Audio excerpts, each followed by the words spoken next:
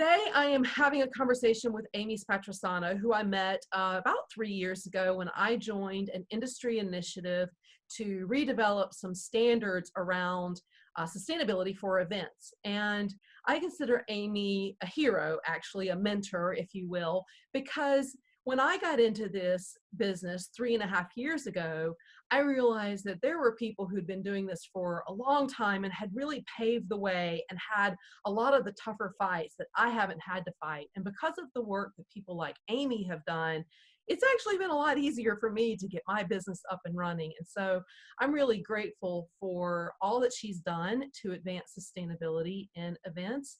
And I knew that she'd be a great person to tell lots of very interesting stories. I've heard some of them before, so I was excited that she agreed to share some of that with my audience. So Amy, I'm going to turn it over to you and just share a little bit about your background and a memorable story of overcoming an objection to sustainability. Thanks for asking me. I'm flattered to be asked. My business partner at the time and I wrote the first book at the time for Green Meetings back in 2007, 13 years ago.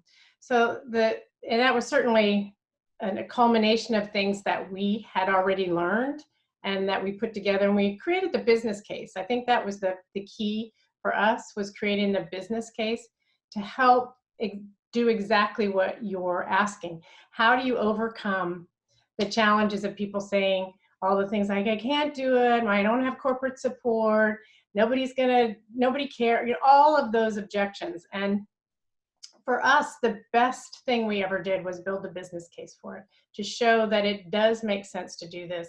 It's good business sense, it's economically feasible, all of the right things that you would do to make a good business decision. In the earlier years, the objections were much more challenging than they are today.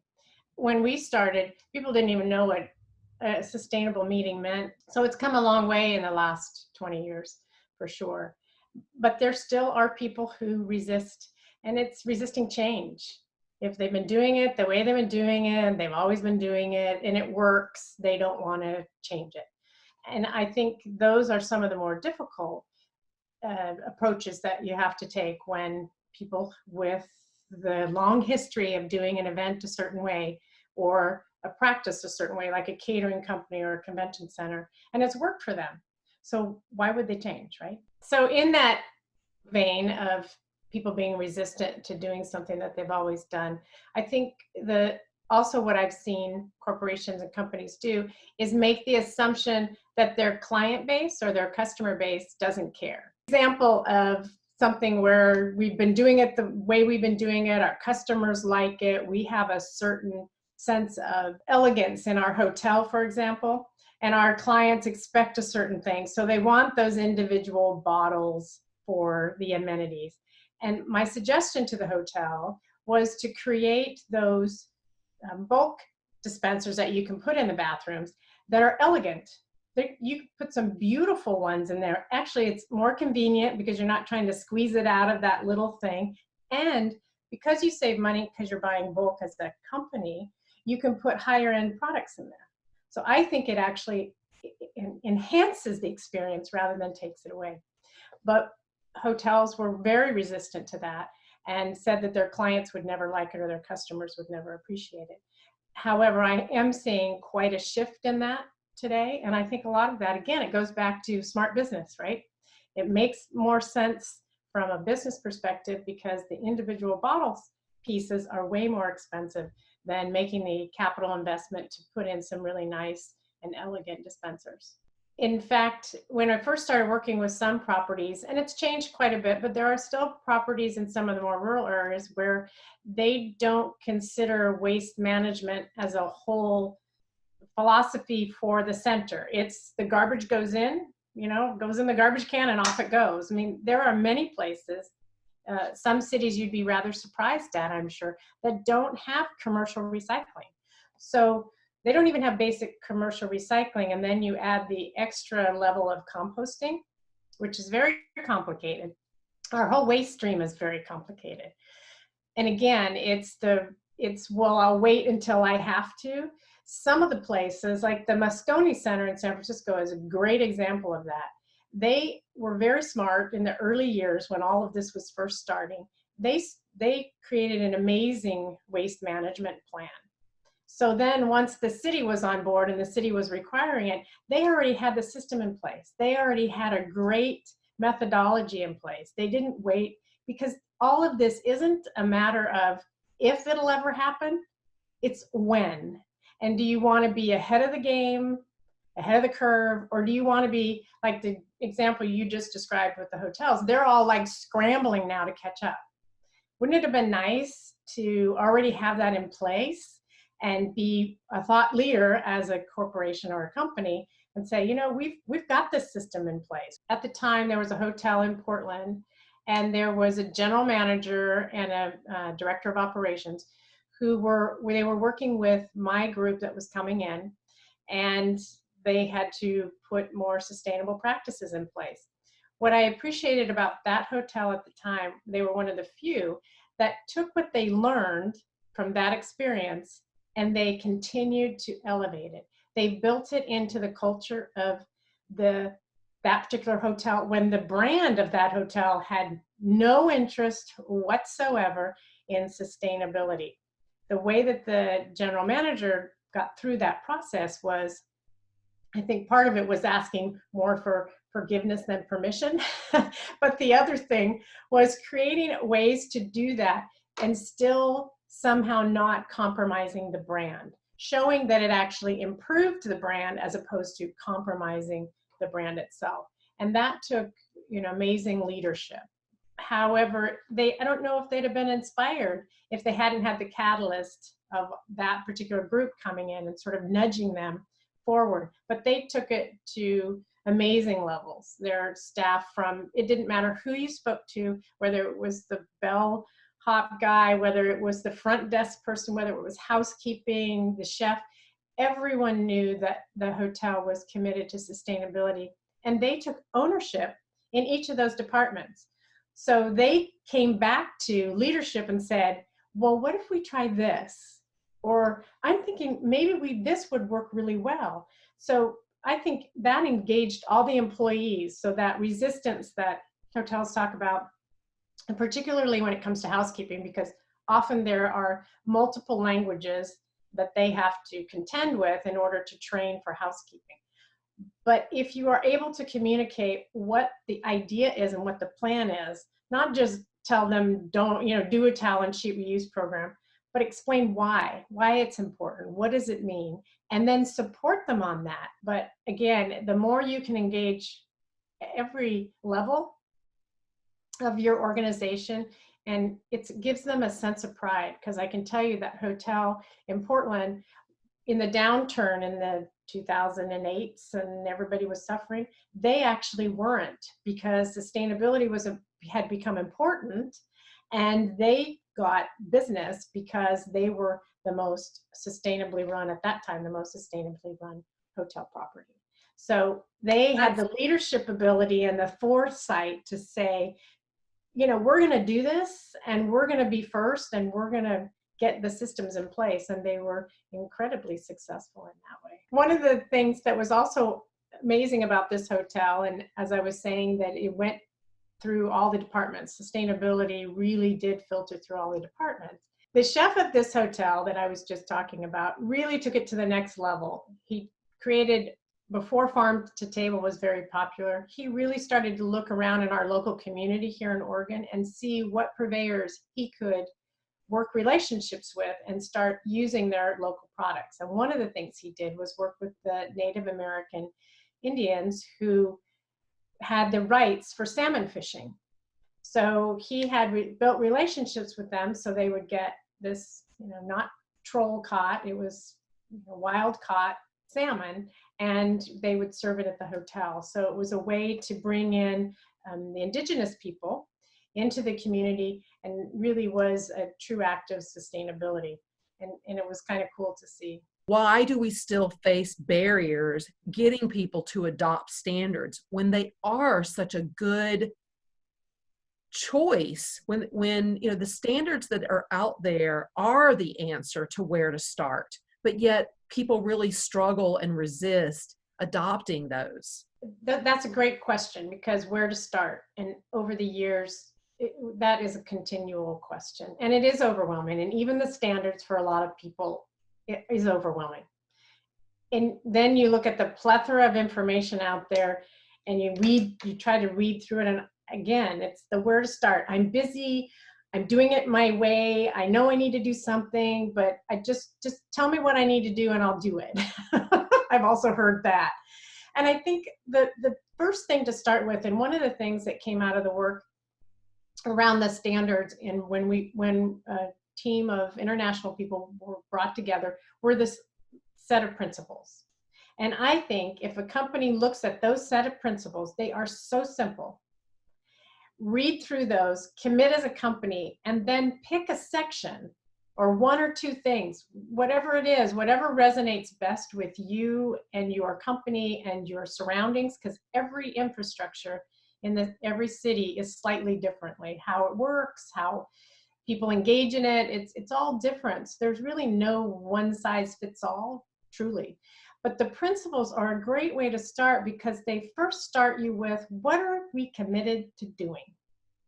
So if we can have an overarching commitment towards something, then we can decide, okay, this month or this year or this 6 months or whatever it is, we're going to take on waste management. But what does that mean? Pick one part of it. We're going to improve our recycling efforts, for example.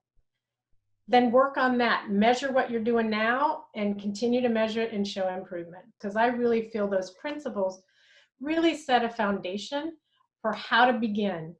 And to me, you begin with a commitment to even get started. We worked at a convention center in Texas. Unless they've had it happen in the last year or two, they still don't have commercial recycling to the convention center. So we had a client that was going into the property. So we discovered kind of late in the game that they didn't have a recycling program. So we were able to find a local family that ran a small waste management company. And we worked a relationship with them because they had a young person in part of the family who really saw that recycling was the next wave of thing, and they wanted to try it out. They wanted to get involved in it, and the convention center, because their traditional waste management company, the one they contracted with, wasn't able to provide the services they were asking for, allowed the convention center to go out of contract and work with this other waste management company. And they agreed, both the convention center and the waste management company, that the same price would be in effect. So it was a great learning curve for both entities. And I think, that takes certainly extra work. That we were very lucky that we found this company that was willing to do this and excited about doing this. The challenge then was, how do you train people who have never all the staff in operations to manifest a recycling program that didn't previously exist? So lots of resistance. So putting a plan in place, getting the leadership of operations on board in the conversations, creating a training for the staff.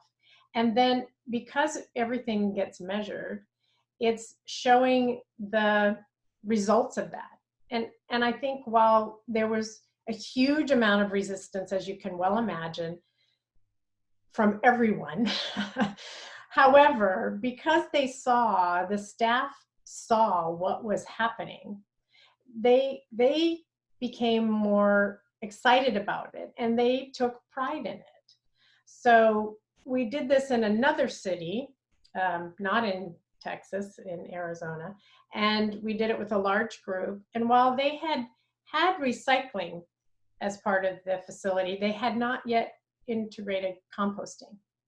So we were able, again, to work with the city in creating a composting program that worked really well, with the intention of this being something that would continue after. And that place, again, training was a challenge, especially in the back of house, because all the waste went through the back of house. It was sorted, especially in the kitchens, keeping the compost away from the recycling. So we did training during the day. I mean, we did all the things we thought we were supposed to do. The challenge we had was the first night is no one thought to train the late shift, the graveyard shift people. So they came in, cleared out whatever was left, and threw everything all in one dumpster, on top of all the composted food, on top of and I have to say, I'll never forget the face of the guy who was helping us during the day, staff person, who was so proud of keeping the composting clean. He was almost in tears, and it broke my heart because he came in and he was, all that work for naught. So we created, we saw the problem, made a correction. And at the end of the show, the last day of the show, I worked with the operations staff and brought all of the team of staff that had helped participate in this, from the kitchens to the back of house. And we did a little luncheon for them.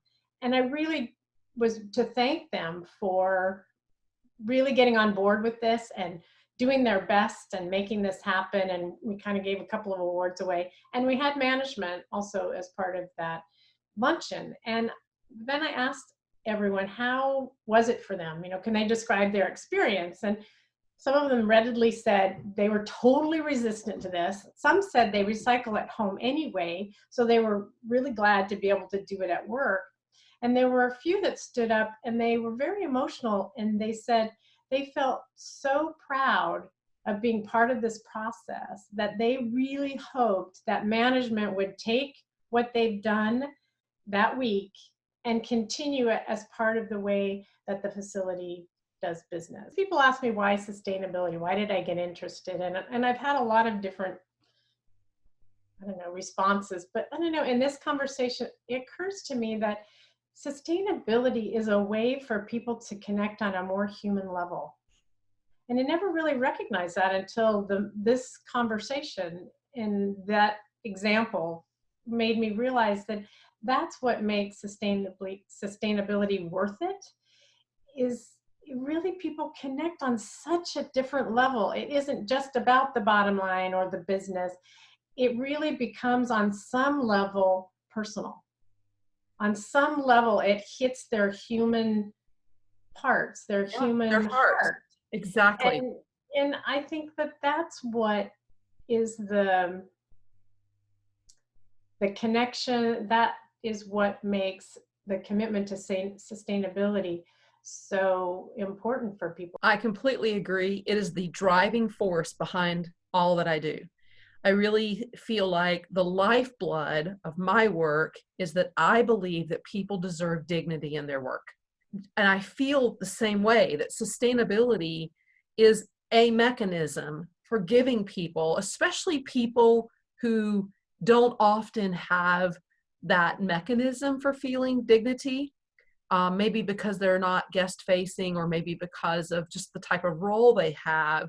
They work in an area of the business that tends to not be, they work in the basement of the building. They work on the dock. They are behind the scenes in a lot of cases, a lot of the people we're talking about. And the fact that these initiatives make them feel connected in this very human way it's priceless. The mechanism of sustainability and producing something sustainably requires everyone to work as a team. Whereas if you have waste management and that's back of house and nobody cares or sees it, you don't really interact much with the front of house. However, sustainability creates that connection where everyone has to be a player, because you can't continue to succeed in sustainable practices without engaging everyone in your supply chain, if you will, everyone in your team and your teams as an organization. And I've seen that from a corporate perspective. We worked with a client and they put on a huge show every year. And they would have a marketing team, and they had the logistics team, and they had all these different teams that helped produce this amazing show. And sustainability was taken on by the events team, logistics team, but not necessarily integrated initially from marketing. So you had marketing who wanted to do the big brand stuff with all the vinyl plastic banners and the stuff on the floor you have to rip off later. I mean, because that's what branding does, right? And so it took having these green teams that people hear about. Those green teams are, if they're done well, they're very effective. But again, this is about sustainability, and everyone has to be part of this process. It's extremely difficult, if not impossible, to stay in those silos that corporations have for those different departments. Creating a connection within a company that like you said, you're connecting on every level. It requires from the top to the bottom and the bottom to the top. And I think that's the beauty of sustainability and the gift of sustainability. And I think that's also why sustainability is often referred to as this journey, because it's not something anyone can do by themselves. What I love about this conversation is how it can show that person who feels like, well, I could never do what you do. Like, there's nothing particularly special and wonderful about us. I mean, we are special and wonderful, I mean, I have to say, right? But there's no reason that anyone can't have these same experiences, go on the same journey. If you can, move forward in any way possible, then you can also be part of this journey. And if we can bring it down into very practical and human terms, then we make it a lot easier to invite people into the conversation, and then we can introduce them to more advanced concepts. The challenge is in sustainability is, when is enough enough? When is it good enough? For building the standards, it wasn't so much certified. We wanted to get people doing it at any level. They don't even have to get certified. Like, just do it, people. Just any of it. You don't have to even do all of it, just some of it. The whole idea was to break it down, as you said, in simpler terms, so that people could engage on whatever level they were or are. Some of our clients, when I was with Meet Green, had the challenge: do we tell people what we're doing? Because is it good enough? If we're doing X, but we're not doing Y yet, then are we going to get dinged for not doing Y, even though we're doing an amazing job at X? I think that is part of what makes people feel overwhelmed and not know where to start, is part of what you're saying is, what if I do it wrong?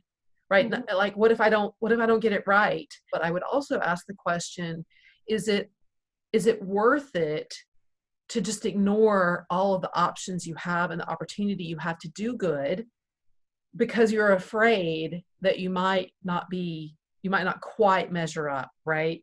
I think that's a tough question to answer, but it goes back to the idea of sustainability being a journey and not a destination. You have to be willing to try it and know that whatever outcome happens, it's not a failure.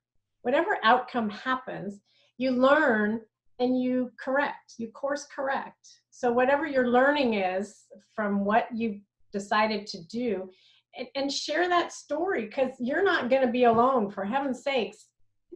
Everyone out there on some level or another can relate to what you're going through. And I think it's more important to share not just your successes, but how you got there, and the times it didn't work, and why it didn't work, and what you did to overcome that and make it work the next time. Because this is an evolution. It's a continuum. It's nothing that we're going to say, okay, sustainability, check. Got that one done, got that handled, check. Which you hear a lot now. People say, oh yeah, that's so yesterday. I think something else that you said a moment ago that I really love to connect with, that we don't know where to start idea or excuse or objection, is the idea of joining a community of others that might be in a similar journey. There's something to be said for joining industry groups Mhm. where you can have this conversation and feel like, hey, like sort of a pre-competitive, or even just stretching your hand across industry boundaries and learning what others are doing. I have found that the greatest comfort I get in trying to do this is when I connect with other people who see the same struggles and the same challenges that I see. And we can, even if we don't have the answer, we can commiserate that we're trying to figure it out together. And often an energy emerges in our conversations and we do figure it out. We do find the answers. And so I think there's something really special about that as well. And you don't have to know it all, because you aren't going to know it all. And even those of us who've been doing it a long time don't know it all, because it's changing, always changing. One of the bodies of work that I'm most proud of being a part of is the creation of those principles, because they were an international, truly an international effort. And I think they're so, in some ways, so fundamental that they're really easy for people to look at that, read that in a couple of minutes and say, I can do this. Like, I can do this. And I'll pick this out of the list of the 3 or 4 things that you can do, because that's doable. That's digestible. Talking about industry-wide, and one of the industry players that I feel really has the potential to help create better infrastructures within the city for events is the DMCs, right? So the destination management companies and convention and visitors bureaus. It's those organizations that have the connection to their local governments, and they have a connection to our industry. So